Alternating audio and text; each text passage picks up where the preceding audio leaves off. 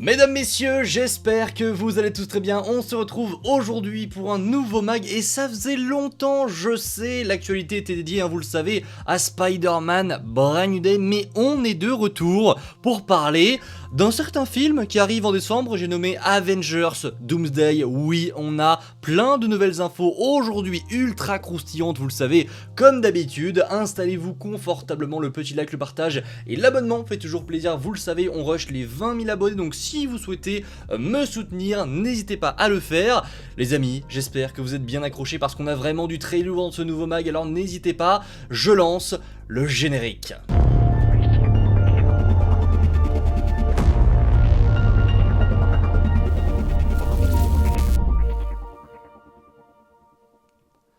Et on va commencer avec l'introduction d'une nouvelle équipe qui n'avait pas été encore confirmée dans Avengers Doomsday. Vous le savez, le fameux live des chaises avait confirmé la présence de pas mal de personnages, mais il en manque encore sur la liste et parmi eux, il se trouve qu'une petite équipe est en train de se former depuis The Marvels. Vous le savez, ce sont les Young Avengers. Et bien selon l'insider Daniel RPK, Miss Marvel, Kate Bishop et Cassie Lang seraient toutes les trois dans Avengers Doomsday et elles partageraient une scène ensemble. Daniel RPK d'ailleurs est assez clair, il a dit « Je peux confirmer que Kate Bishop, Miss Marvel et Cassie Lang auront une scène ensemble dans Doomsday. » En général, quand il est aussi sûr de lui, c'est qu'il a vraiment entendu parler à répétition de cette scène-là. Écoutez, moi je les aime bien, j'aime bien ces personnages, sauf Cassie Lang que je trouve pas forcément intéressante.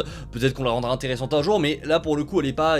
C'est celle qui me chauffe le moins. Là où Kate, j'avais vraiment adoré le personnage dans Hawkeye et Miss Marvel, elle est géniale, que ce soit le personnage ou même l'actrice Iman Vellani, incroyable. Donc oui, j'ai un peu hâte de les retrouver, mine de rien ça fait partie du récit, ça fait partie de cette fin là, il faut aussi les introduire. On sait qu'un projet de Champions est en préparation, on se doute que certains frères Maximoff pourraient peut-être se joindre à eux. Écoutez, on verra bien, mais j'avoue que la nouvelle me fait plaisir. Voilà pour ce début de mag. Écoutez, on est quand même sur un bon lancement. Par contre, je vais avoir pour vous désormais une mauvaise nouvelle. En effet, on vient d'apprendre que Steve Rogers aurait, et là c'est un peu catastrophique, aurait dû apparaître dans la scène post-générique des 4 Fantastiques. Alors, il y en a qui vont dire, mais en quoi c'est catastrophique? C'est pas forcément une mauvaise nouvelle, ça veut dire qu'on voulait introduire justement Steve Rogers dès les 4 Fantastiques.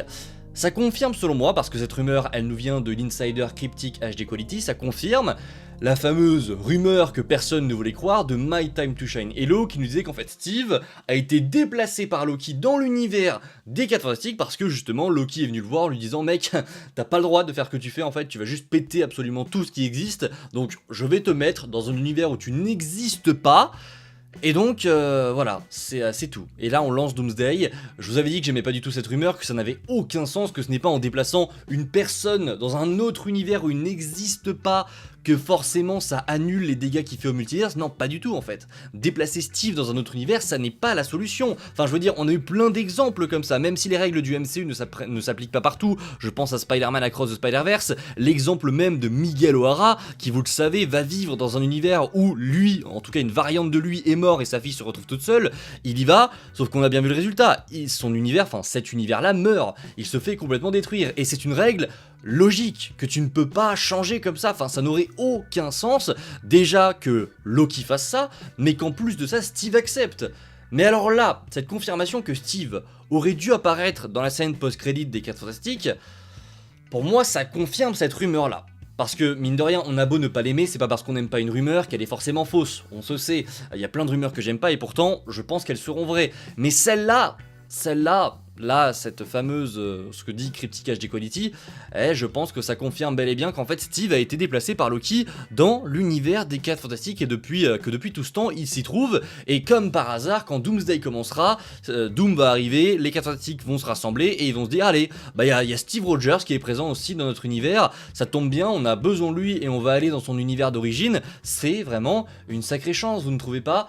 Je vous le dis, j'aime pas forcément cette idée, j'aime vraiment pas cette idée. Après, c'est toujours compliqué de juger, on peut pas jeter la pierre à cette rumeur, ni jeter la pierre sur cette idée-là, parce qu'on ne connaît rien en fait. On ne connaît rien, on ne sait pas si ça se trouve, il y a vraiment une explication logique derrière tout ça. Je sais pas, écoutez, on a encore très peu d'éléments sur Doomsday, mais je juge également avec les éléments que j'ai. Là, avec les éléments que j'ai, à l'heure actuelle, c'est une rumeur qui ne me plaît pas. Mais je ne demande qu'à être conquis. N'hésitez pas en commentaire à me dire ce que vous en pensez. Personnellement, bah voilà, je vous l'ai dit, hein, ça me chauffe pas du tout. On va passer aux bonnes nouvelles de cette vidéo. Alors, une bonne nouvelle... Peut-être pas, je me suis un petit peu trompé, la bonne nouvelle elle arrive peut-être après, on parlera de Toby et de Loki, de Toby et de Hugh Jackman, mais là on va parler justement de Loki. Beaucoup attendaient Loki dans ce Doomsday, beaucoup se disaient que ça y est c'était le grand retour du personnage après sa série phare sur Disney+, et bien selon Daniel RPK, Loki aurait un petit rôle dans Avengers Doomsday. Alors, là ça a créé la panique chez beaucoup, à juste titre, parce que Loki, je pense que c'est honnêtement... Le personnage, peut-être avec Tony Stark, quoique je sais pas, c'est peut-être le personnage qui a le meilleur développement. Dans tout le MCU, hein, c'est peut-être lui qui a le meilleur développement de tout le Marvel Cinematic Universe, tant le personnage est réussi de A à Z. On a eu cette introduction dans le film Avengers, on a eu ces films où il était avec Thor, bon ça c'était pas dingue, mais il a toujours eu un rôle très spécial et son évolution dans Loki confirme le fait que en fait ce mec... C'est vraiment, je pense, l'une des plus belles réussites de cet univers. Donc, les gens étaient comme des dingues. On se souvient, hein, à l'annonce des chaises, le nom de Tom Hiddleston avait fait réagir. Et vraiment, les gens étaient très contents de revoir Loki. Là où, voilà, on vous disait il y a quelques années qu'il était dans Endgame. Bon, on était contents, mais sans plus. Voilà, Loki, c'était un personnage B, voilà, secondaire. On n'en avait pas forcément quelque chose à faire. Là, c'est tout autre chose. Et quand on t'annonce forcément qu'il aura un petit rôle dans Doomsday... Eh bah ça fait quelque chose. Alors, je suis pas convaincu qu'il ait un petit rôle, je pense que Daniel RPK a simplement mal formulé ce qu'il a dit. J'ai été vérifié sur son Patreon, hein, il a bien dit « Loki aura un petit rôle ». Voilà, c'est tout ce qu'il a dit, fin de la phrase. Vraiment, il a fait une phrase en 4 mots, Loki aura un petit rôle. Ok, on peut prendre ça comme on veut, mais moi, j'ai écrit dans mon tweet qu'il fallait peut-être nuancer la formulation de Daniel RPK, parce qu'ici, je pense qu'il suggère seulement que Loki a un temps d'écran réduit, qu'il n'apparaît pas beaucoup à l'écran. Cependant, ça ne veut pas dire que Loki n'est pas important. Et ça a toute son importance. Voilà, c'est pas très français, mais voilà. Loki, pour moi, est important. En fait, ça me paraît impensable que le personnage ne soit pas clé, en fait, ne soit pas une clé dans Avengers Doomsday, tant on te l'a présenté, on te l'a mis en avant pour que justement on arrive à ce climax de ce fameux multivers. Il est au centre de tout, il est obligatoirement clé dans ce schéma. Enfin, il n'y a aucun monde où Loki a un petit rôle, il sert à rien, il envoie juste Steve au début du film, voilà, chercher, enfin, il le fout dans l'univers des Fantastiques, il s'en va et c'est terminé. Non, c'est impossible, c'est pour ça que je crois sérieusement qu'en fait, Loki... il est bloqué. C'est pour ça qu'on parle d'un petit rôle, c'est que Loki pour moi est bloqué sur son arbre, sur Yggdrasil, il ne peut pas en sortir, et on parlait beaucoup de ça au début, hein, quand on avait eu l'annonce de Doomsday, on faisait des théories en se disant oui mais il y en a plein qui pensent qu'on va revoir Thor et Loki ensemble, et je vous disais que pour moi non, en fait Loki c'est un personnage qui peut pas forcément bouger, en tout cas c'est ce que j'imagine, hein. Je suis complètement dans l'interprétation. À la fin de Loki, j'ai vraiment le sentiment que Loki est bloqué en fait, il est bloqué sur son trône et il peut pas y bouger, enfin il peut peut-être faire des actions à droite à gauche, je sais pas, créer un espèce d'hologramme de lui, j'en sais rien, pour communiquer avec Steve Rogers, mais je pense qu'il est bloqué là-bas. Et ça fait partie justement de la fin de cette série, de montrer que Loki est tout seul et qu'il est bloqué dans le temps, bloqué en haut de l'arbre, en haut de Yggdrasil, pour nous montrer qu'en fait il a fait ce choix là quoi. Donc peut-être qu'il a un petit rôle par rapport au fait qu'il est bloqué et que forcément il va pas participer au combat avec les autres Avengers, avec les 4 Fantastiques, mais je pense quand même qu'il a un rôle clé, c'est impensable que le contraire se produise, et je pense quand même qu'il y aura de sacrées scènes avec lui. On a entendu dire que Steve et Thor dans ce film iraient dans une quête secondaire pour justement retrouver Loki, peut-être que justement ça va se faire, Doom va probablement avoir une scène avec Loki, enfin je veux dire...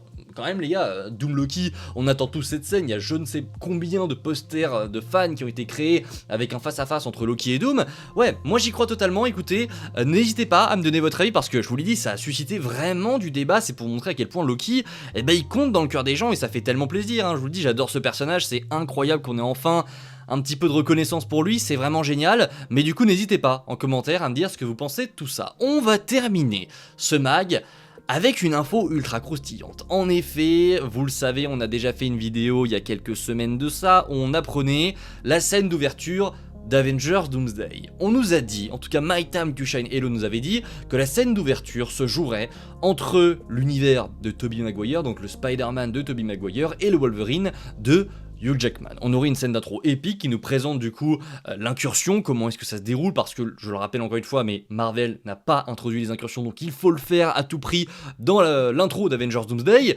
Voilà, mais on était loin d'imaginer la rumeur qui vient de nous tomber sur la tête. Là, c'est ce qu'avait donc dit My Time to Shine. Hello, il y aurait un combat, etc. entre Toby et Andrew, très bien. Il a récemment déclaré que Toby et Wolverine mourraient tous les deux au début d'Avengers Doomsday. Et alors là, c'est la surprise, parce que personnellement, enfin je pense que ce n'est pas que mon cas, je ne voyais absolument pas le Peter Parker de Tobey Maguire et le Logan de Hugh Jackman mourir au début, comme ça, d'un coup. C'est-à-dire qu'on t'introduit justement les incursions. Je vais en parler parce que c'est pas forcément une mauvaise idée, attention. C'est triste parce que nous on veut les voir, mais c'est pas une mauvaise idée en soi de faire en sorte que ces deux personnages qui nous tiennent à cœur meurent au début, parce que ça permet d'introduire d'une manière très forte et de te montrer à quel point c'est dangereux une incursion. On l'a pas fait, Marvel ne l'a pas fait et ça je vous l'ai déjà dit, et faire mourir ces deux persos, c'est génial. Par contre moi je pensais que justement ces deux planètes allaient se détruire, allaient rentrer en collision, et qu'au dernier moment, le TVA allait débarquer pour dire ok, Toby, Hugh, je les appelle littéralement par le prénom des acteurs, hein, c'est pour vous dire à quel point il n'y a aucun respect. Voilà, Toby, Hugh, venez avec nous, on a besoin de vous, voilà, les Avengers du multiverse sont créés, on est parti. Eh ben ce serait pas le cas, et alors est-ce que c'est vraiment les versions qu'on connaît ? Compliqué à dire parce que on a entendu dire je ne sais combien de fois que Toby aurait quand même un grand rôle dans Doomsday, que voilà ce serait justement aussi pour ça que Tom Holland n'y serait pas, que Andrew non plus n'y serait pas, la vedette justement Spider-Manesque de ce Doomsday ce serait Tobey Maguire. Hugh Jackman pareil, tu ne peux pas le faire mourir ici, j'y crois zéro, et puis ça n'a pas de sens en vrai par rapport à la fin de Deadpool et Wolverine. C'est pour ça que plus le temps passe, plus je me dis que c'est peut-être, je dis bien peut-être, d'autres versions de ces personnages-là. Peut-être que ce sont simplement des variants du Spider-Man de Tobey Maguire, pardon, et du Wolverine de Hugh Jackman. Maintenant, attention, on est toujours face à des rumeurs, on connaît Marvel, le film arrive encore dans 10 mois, on connaît Marvel, on sait à quel point ils peuvent, voilà, envoyer des petits agents et appeler My Time to Shine Hello pour lui dire « Eh oh Toby, Hugh, il meurt au début de Doomsday », et en fait il raccroche et il dit « On l'a bien eu ». Donc attention, ça peut complètement être du bullshit, du mensonge de Marvel, parce que c'est une rumeur très surprenante qui a surpris aussi pas mal de monde. J'ai aussi du mal à croire cette rumeur. On verra, mais en tout cas, surprenant, n'hésitez pas en commentaire à me dire ce que vous pensez de ces 4 rumeurs. Oui, on en a vu 4. Alors il y a une bonne nouvelle pour moi, c'est le retour de ce trio des Young Avengers. Voilà, c'est pas la meilleure nouvelle du film, mais écoutez-moi, ça fait plaisir. Et on a ces 3 nouvelles là. Bon, celle de Steve Rogers c'est catastrophique, je vous le dis. Celle de Loki, pour moi, elle a été déformée. Et celle de Toby et Hugh, ça peut être une bonne idée. Maintenant, ça paraît quand même très surprenant et très audacieux, peut-être même un petit peu trop pour Doomsday. On verra. N'hésitez pas en commentaire à me dire ce que vous avez pensé de tout ça. J'espère que ce nouveau mag autour d'Avengers Doomsday vous a plu. Si c'est le cas, vous savez ce qu'il vous reste à faire. On s'abonne, on like, on partage. Et je vous dis à la prochaine. C'était Spidey. Prenez soin de vous, les amis. C'est toujours le plus important. Ciao tout le monde.